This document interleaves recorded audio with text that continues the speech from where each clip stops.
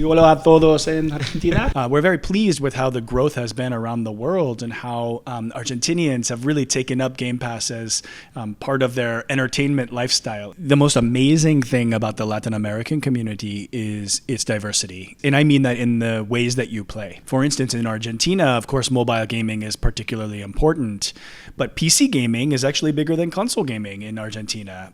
That's unique.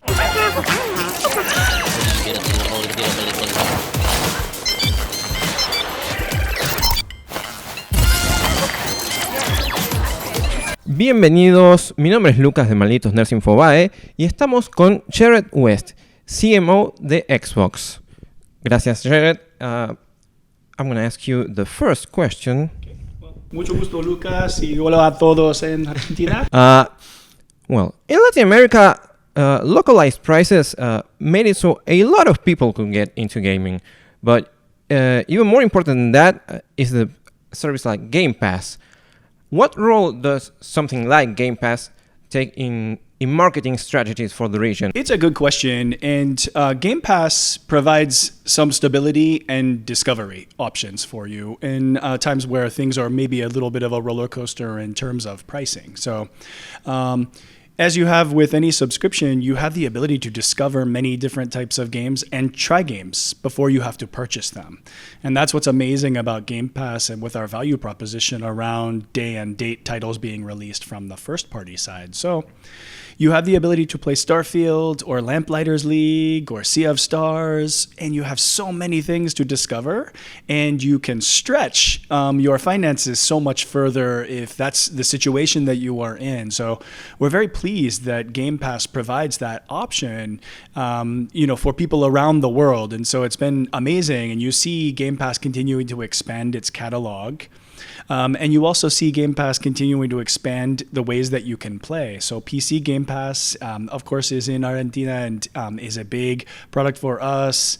Game streaming is also an amazing part of Game Pass Ultimate, and you have the capability to play on a Samsung Smart TV or many different places. So it expands the ways that you can play, and it also allows for more discovery of games in the Game Pass world. So we're very pleased with how the growth has been around the world and how Argentinians have really taken up Game Pass as part of their entertainment lifestyle, if you will. And in terms of marketing strategies, I'm sure it's very different to craft a strategy for a market like the US than it is for a Latin American market. Can you explain a bit about what makes that so much different? Sure. I would say that the first thing for us to do is create great global moments. And so when you think about something like our showcase that occurred in June, there were 92 million people that watched or viewed that particular show. So it's very important to not make that American. It's very important to make that so it's universally beloved and focused on content, because that is the universal language of everyone. Great content, and we have it in so many ways at Xbox with 35 studios that are now creating games for our console and for PC, and now even mobile. And so creating that universal language that everyone loves is first and foremost the most important. And then, of course, creating local connection is super, super important as well. And oftentimes we'll do that through social media following. We will do that through key partners, sometimes in retail, sometimes in telco, sometimes in other unexpected places.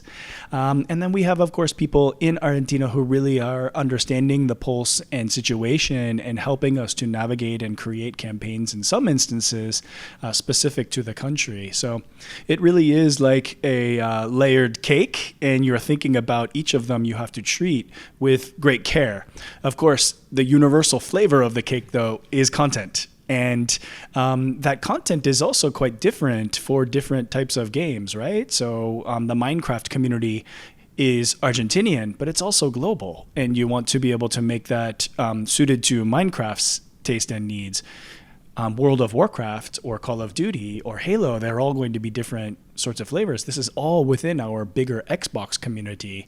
And now increasingly, because it's so big and all of those communities are so unique, we're looking for moments where we can bring them all together, like CCXP in here in Brazil. And you see that the Fallout community, along with the the Sea of Thieves community, along with the Party Animals community, is all together in one particular moment and learning about each other's communities. So it's an exciting place, this gaming space, where people are super invested in an ecosystem, but also invested in a specific type of game. And so it's really cool to see the number of Xbox games that we have that can cater to both. I consider that Xbox has always had a strong presence in Latin America, but how do you think the brand and the community itself has evolved throughout these years? Well, I would say that the most amazing thing about the Latin American community is its diversity and the ways, and I mean that in the ways that you play.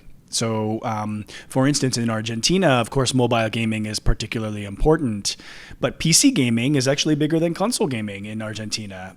That's unique. But when you introduce something like PC Game Pass and you introduce something like game streaming, it opens up the opportunity to take advantage of that diversity and embrace it and create a unique experience for that community.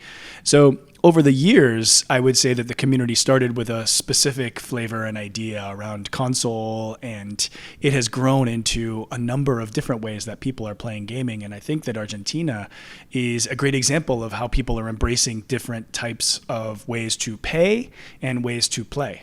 And speaking of different ways to play, even with its strong presence in the region, the future of the console, especially in places like Argentina, is a little bit in a weird place due to differences in economies and all that stuff.